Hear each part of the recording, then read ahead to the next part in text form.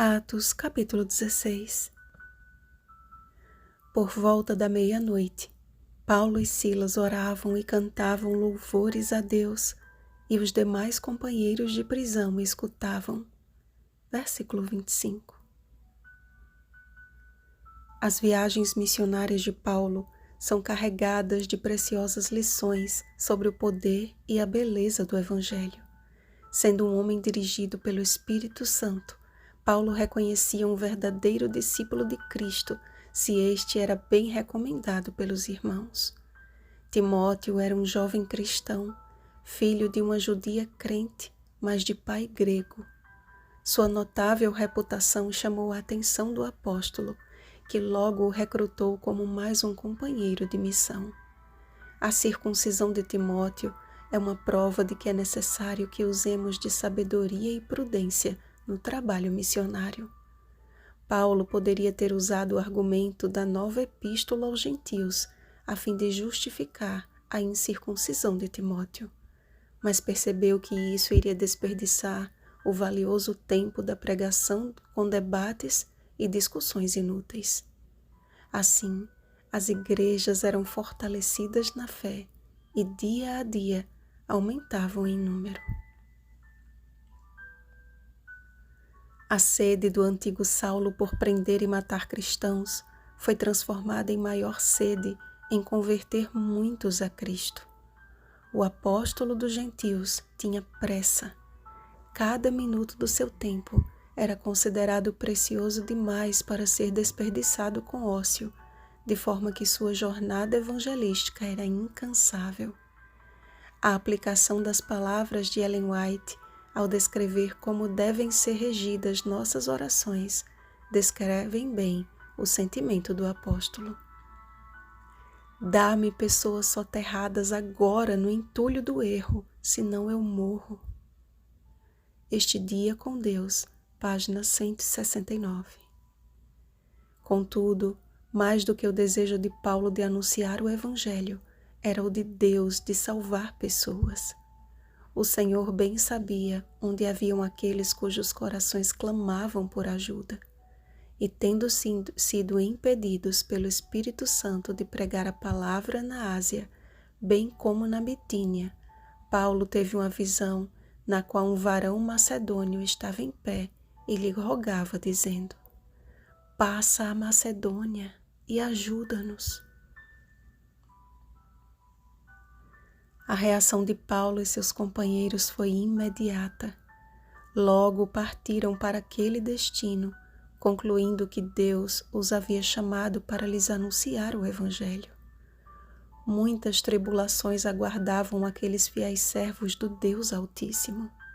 A conversão de pessoas, porém, era-lhes uma recompensa que superava e muito todo o sofrimento.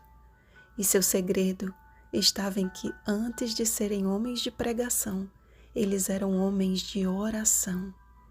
Semelhante a Jesus, para eles, o sábado era um dia separado para mais uma estreita comunhão com Deus e com seus semelhantes.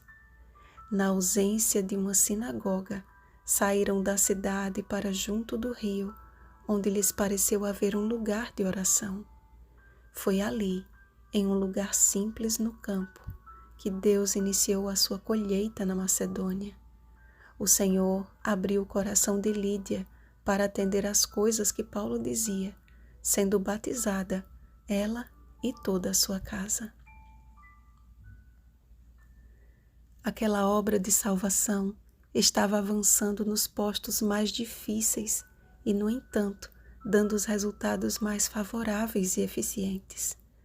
Nesse sentido, Satanás incitou uma jovem possessa de espírito adivinhador, a fim de causar um entrave àquela missão. Proclamando em alta voz palavras que em si não eram falsas, aquela mulher representa todos os que falam do que não entendem e não vivem. A verdade dita sem o poder do Espírito Santo torna-se constrangedora e inconveniente. A pessoa que assim a replica necessita ouvir, antes que seja tarde, as palavras de libertação. Em nome de Jesus Cristo eu te mando, retira-te dela. A exaltação do instrumento humano prejudica a causa de Deus mais do que a tortura física. O fato de Paulo ter ficado indignado com a exaltação e ter cantado louvores após uma severa sessão de açoites deveria ser o bastante para compreendermos isso. Foi no momento que poderiam ter julgado o mais escuro em suas vidas que Paulo e Silas oravam e cantavam louvores a Deus. Certamente os vergões dos açoites inflamados pela condição insalubre da prisão e seus pés presos em cadeias latejavam pela dor.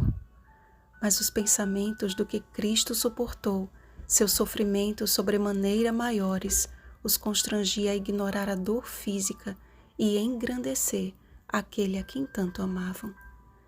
Não foi o terremoto e o abrir das cadeias que os motivou a orar e louvar, mas foi a oração e o louvor, apesar da tribulação, que fez tremer aquele lugar.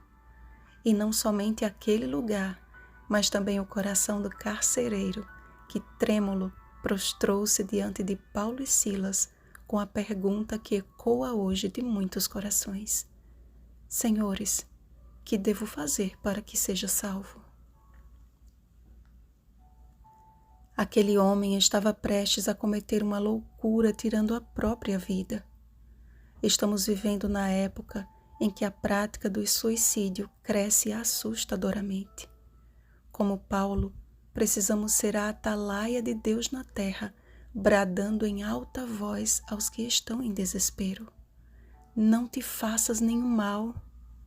Em nome de Jesus, não te faças nenhum mal, porque a sua pergunta tem uma resposta favorável e cheia do amor eterno. Crê no Senhor Jesus e serás salvo, tu e tua casa. Após ouvir a palavra de Deus da boca de Paulo e Silas, aquele carcereiro, antes algoz, agora lavava as feridas dos servos de Cristo e lhes dava alimento, levando-os para sua própria casa. Que mudança! Ó Senhor, como é lindo e puro o teu Evangelho!